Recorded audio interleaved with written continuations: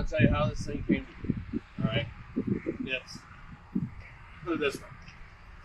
I've been a roofing contractor for 40 years, and we've been doing new construction, re-roofs, but mainly commercial stuff, and didn't really get into residential much. But I tell you what, we had to do my roof one year, and I had concrete tile on my house, and I got to tell you, I wasn't about to have the guys throw the concrete tile off the edge of my house all over my landscaping and stuff around the house and just destroy all that stuff. So I thought about it, and we came up with a different deal. And it was a chute thing that we fabbed and sat on some scaffolding and went up to the roof. And so they tore off all the concrete tile and they put it on this thing, and it came right down and went right into a dump trailer that we had in the driveway. And it was the cleanest operation I'd ever seen. And it was like we didn't even do residential really. But then it dawned on me that, holy cow, this is what everybody goes through in residential.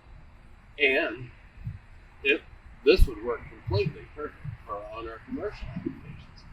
Because we've had, over the years, we've done, you've got maybe a sidewalk and some grass or landscaping, and then you got the building, or you got a canopy, or you got something where you just can't get next to the building. To where you can put up, the normal old chute that hangs down off the side, get the dumpster up next to it, this and that.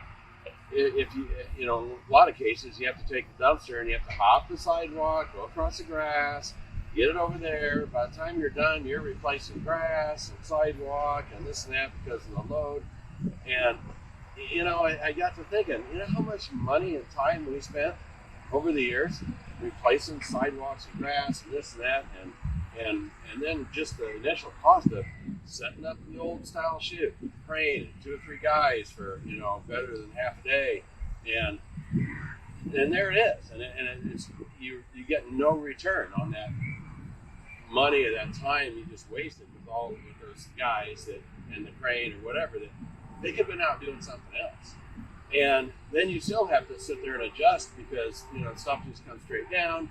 You have to sit there and try to adjust the old chute out like this way, and then it's curving, and you can't throw sheet metal down, and all this stuff. And I just got to thinking, there's got to be a better way.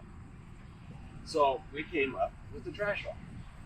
This thing, you can literally park it right out here in the parking lot, or you could even park it up on the sidewalk. It doesn't even weigh enough to hurt the sidewalk part of it, so that gets you a little bit closer. And then the outriggers can extend off into the grass or do whatever. So you can literally put the dumpster right in the parking lot and have this thing sit there, and it can go reach the roof. It can go over the canopies, go over landscaping. It can reach from the parking lot all the way to the roof edge.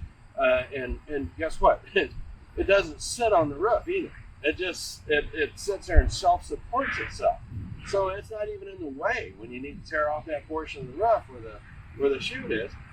Basically, you can just lift it up a little bit. You deal with the roof. You still throw the stuff in. It still ends up in the dumpster in the parking lot. So it's like, why didn't we think of this before? So, now it's so simple. Whatever superintendents grab this thing out of the yard. It's got a solar charger on it. The thing's always charged up. He takes it to the job. He sets it up wherever he wants to get the operations going. And he's back in an hour. I mean, it takes 10 minutes to set this thing up once you get to the job. So then the guys know exactly where they're going to spot dumpsters, where they're going to, do the tear off. If it's a larger building, we've moved it around to the other side of the building. We've gone from 100 feet down to, another 100 feet, another 100 feet. And, it's, when you get rows of dock doors, you got little canopies over them or something like that, and you need to be able to, just keep on moving on a big long building. It's easy to do. It's just been a serious game changer for us. So one of the big thing about this is that, we're spending $1,200, $1,300, every time we set up the old style chute, and that doesn't count, any special circumstances. You bring scaffolding over here to the edge of the parking lot, and then you got this platform, and then you got to have the guys tied off, and they're wheeling wheelbarrows out and dumping it, chute down over here, you know, and that scaffolding there is costing you money, and you're renting it, and it's like, you know, you can get into some real elaborate stuff, and you know that's the stuff that you just start throwing in estimates. Okay, they're like, man, if I didn't need that extra cost in there, okay, that'd be extra profit to the bottom line, or they would have a better chance of getting the job, you know. And it's I mean, so $1,200 to set it up, $1,200 to take it down, $1,200 to move it, and it's always, you got to get the crane out there and a couple guys, or you have the forklift on the job, or you got, you know, it's all these things that you have to factor into not only the estimate, but your logistics that you guys have to worry about and think about and deal with, versus this thing you don't have to do anything with. I mean, you know, you literally just outriggers up, fold it up, and you can hook up to the truck and you can pull it down the line or move it to the other side of the building if you want. And it's simple.